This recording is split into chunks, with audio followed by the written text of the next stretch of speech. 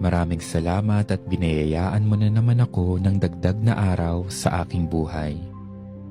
Ipinagkaloob mong sikatan akong muli ng araw upang patuloy kang mapaglingkuran sa aking mumunting paraan. Maraming salamat aking Panginoong Diyos sa mga nilikha mong nakapagbibigay tuwa sa akin.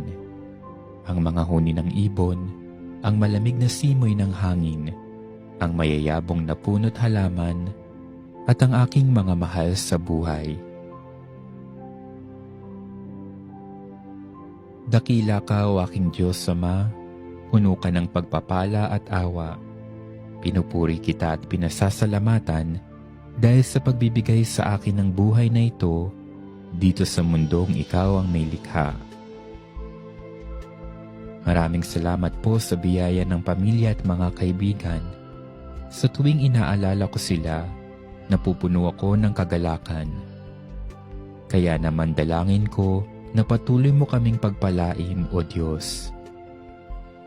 Lalo na ang mga taong pinangakuan kong aalalahanin sa aking mga panalangin. Aking Diyos, kung magkamali man ako o makagawa ng di kaaya-aya sa iyo ngayong araw, patawarin mo ako.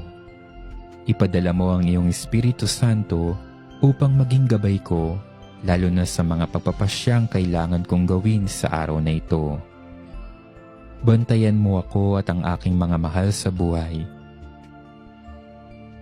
Iligtas mo kami sa lahat ng kasamaan, huwag mo kaming pababayaan, at hayaan mong madama namin ang iyong presensya na siyang nakapagbibigay ng sigla at tuwa sa amin. Ang lahat ng ito ay buong tiwala kong hinihiling sa pamamagitan ni Kristo ang aming Panginoon at Diyos. Amen.